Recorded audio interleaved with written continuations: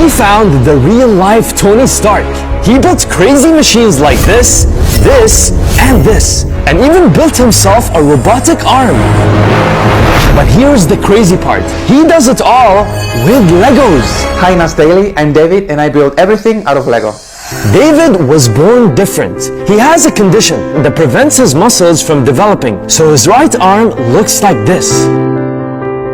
This is basically Poland syndrome. I have the 4th grade of the disease, which means that I'm lacking my pectoral muscle, some of my back muscles as well, and as you saw, part of my arm. That's why when David was in school, he was bullied a lot. The other kids thought that I was weird because of the way I looked. He couldn't make friends, so he spent most of his time alone in his room playing with Legos. It was the only way he could escape his loneliness. I had no one to hang out with, so I had a lot of time to kill. He started with the easy stuff, but soon he got really good and started building the hard stuff, like this and this. People think Lego are just toys, but they are crazy strong. I'm sure you know if you stepped on one.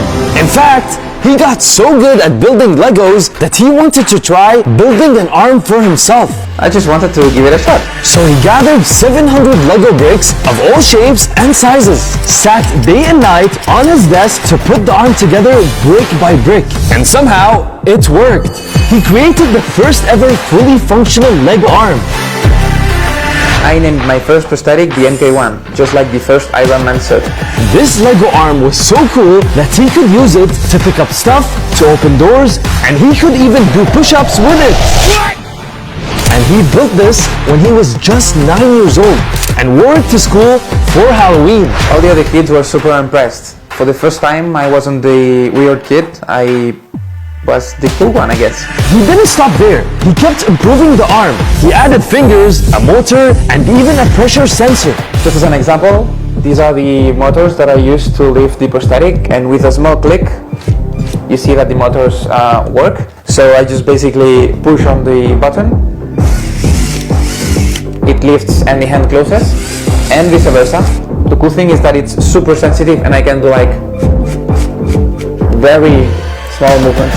And because of his amazing work, over time, David got really famous. He gave talks, he was featured in the National Geographic magazine, and he even got the Guinness World Record for building the first functioning Lego arm in the world.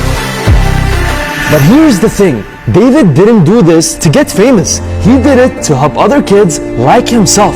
Because the truth is, prosthetics are expensive. Prosthetic arms can cost up to $100,000 a piece. And that's why 95% of people who need them all around the world don't have them.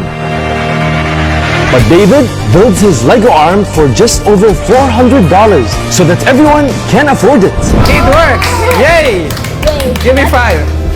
Well, give me 2. He even teaches people how to do it on his YouTube channel. He has also written a book with his dad and started a charity to help other kids like himself. My dad has always got my back. He pushed me to become a better self every single day. At the end of the day, the truth is you can't control how you're born, but you can control what you grow up to be. And it's up to you to decide if you just want to be like everyone else or a superhero who saves the world.